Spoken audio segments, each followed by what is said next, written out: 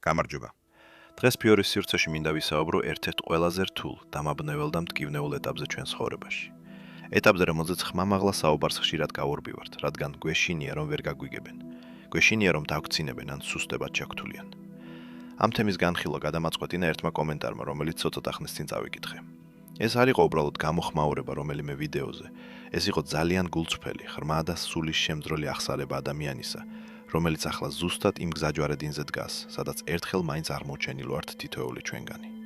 მინდა სიტყვასიტყვით წაგიკითხოთ ეს კომენტარი, რადგან მასში თითოეული ფრაზა მთელი ფსიქოლოგიური სამყაროა. არ ვიცი რა მინდა. ორი მეა ჩემში. ერთი რაციონალური და მეორე სათხაც გაჭედილი.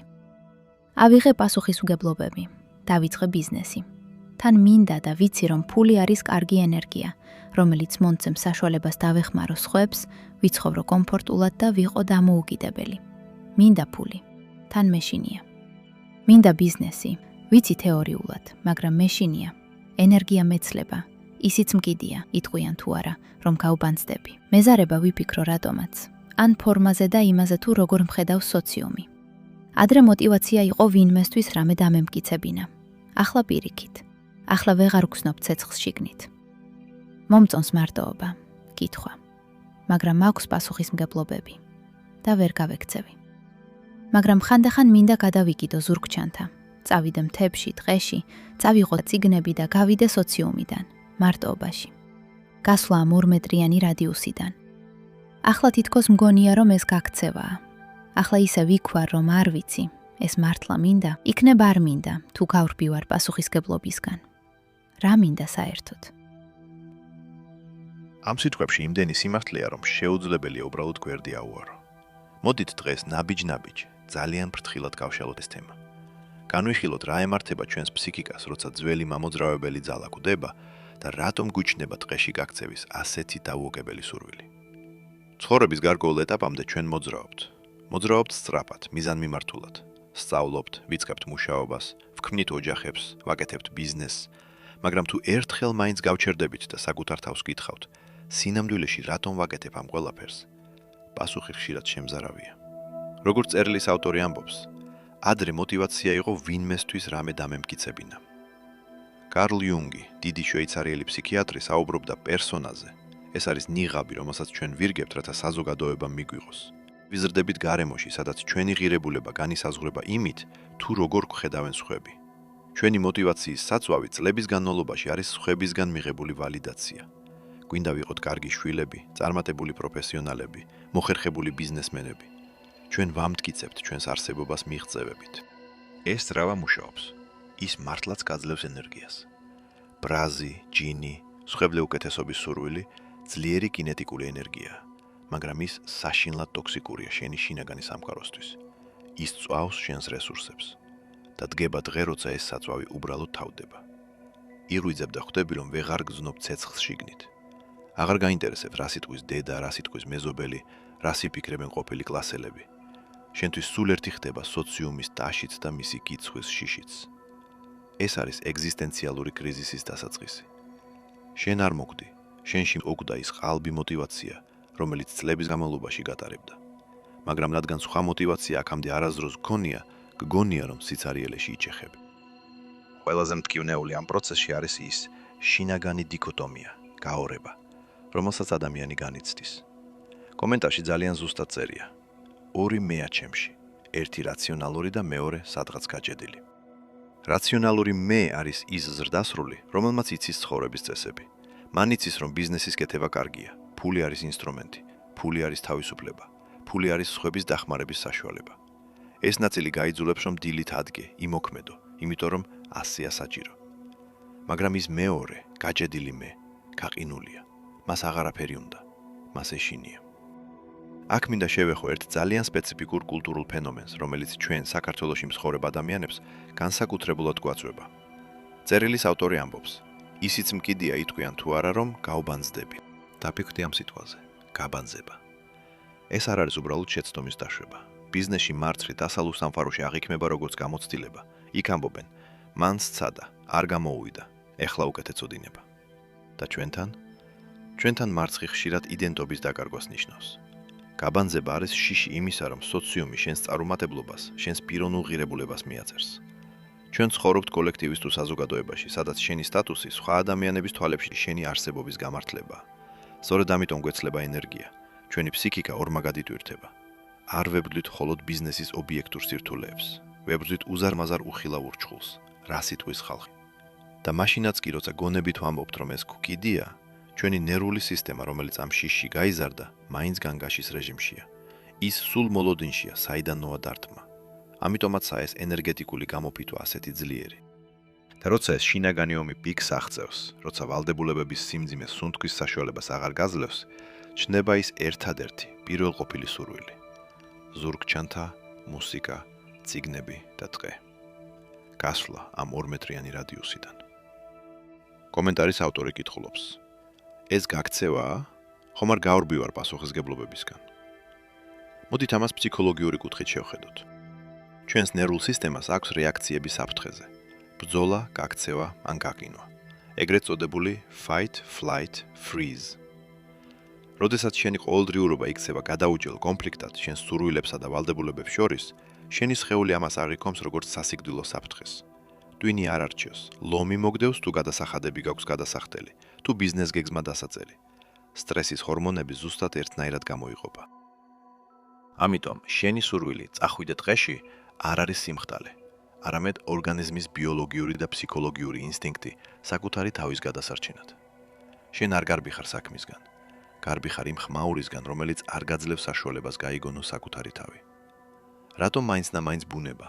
რატომ ტყე და მთები? იმიტომ რომ ბუნება არის ერთადერთი ადგილი, სადაც ჩვენგან არაფერს ითხოვენ. ხეს არ აინტერესებს შენი ბიზნესის წარმატება. მდინარე არ განიკითხავს შენს გადაწყვეტილებებს. მთაში შენ არ გჭირდება ნირბის ტარება. იქ შენ უბრალოდ ხარ.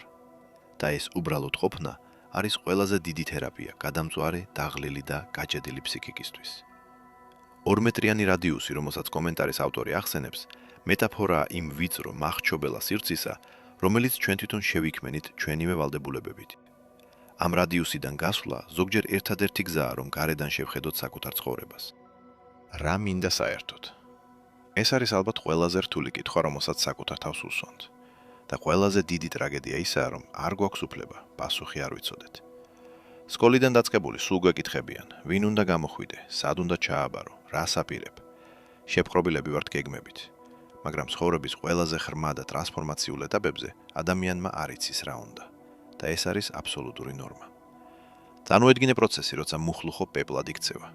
სანამ პეპელა გახდება, ის ჭუპრში შედის და იქ სრულად იშლება. იქცევა ერთგვარ ბიოლოგიურ სითხედ. მას აღარ აქვს ძველი ფორმა და ჯერაც ახალი აქვს მიღებული. ამ მდგომარეობაში, რომ შეეძლოს აზროვნება, ის იფიქრებდა ზუსტად იმას, რასაც ჩვენ ვფიქრობთ, ეგზისტენციალური კრიზისის დროს. მე მოვკვდი, დავიკარგე, არ ვიცი ვინ ვარ და რა მინდა. შენ ახლა ამ ჭუპრში ხარ. ძველი мотиваცია დაიშალა.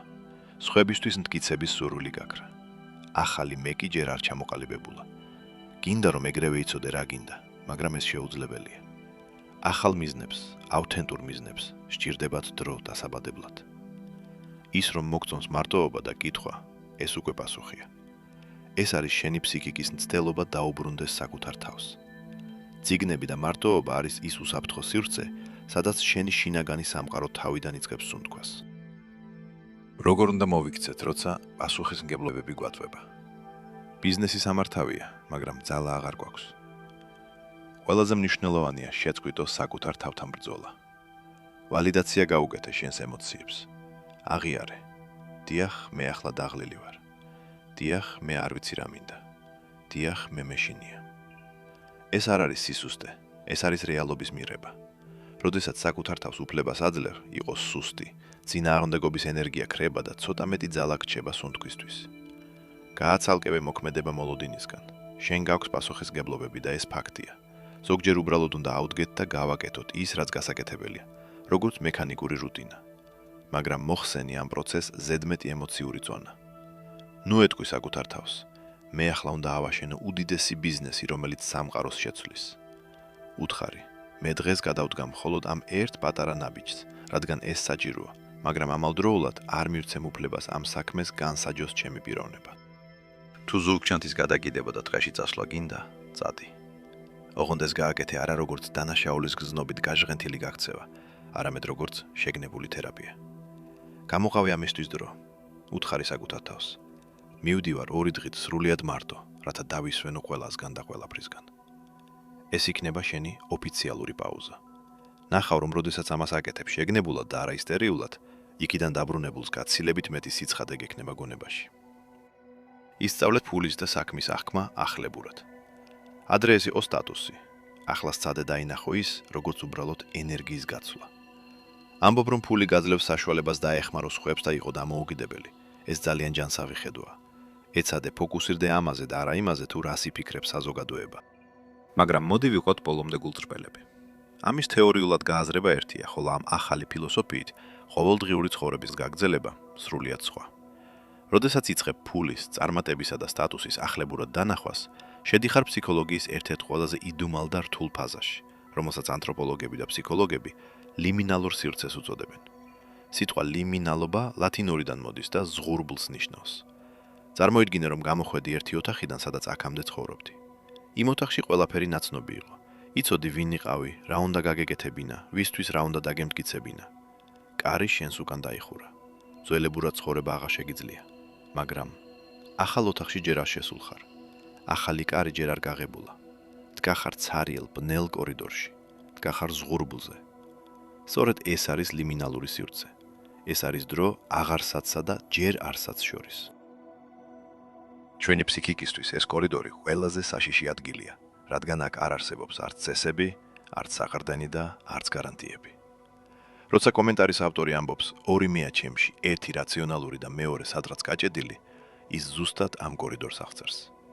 რაციონალური მე ცდილობს ახალი კარი იპოვოს. გაჭედილი მე კი უბრალოდ სიბნელეში ზის და განძრევის ეშინია. რატომ გვეცლება ენერგია ასე ტრაგიკულად ამ დროს? იმიტომ რომ ჩვენი ტვინი მიჩვეულია ეგრეთ წოდებულ მიღწევის ილუზიას.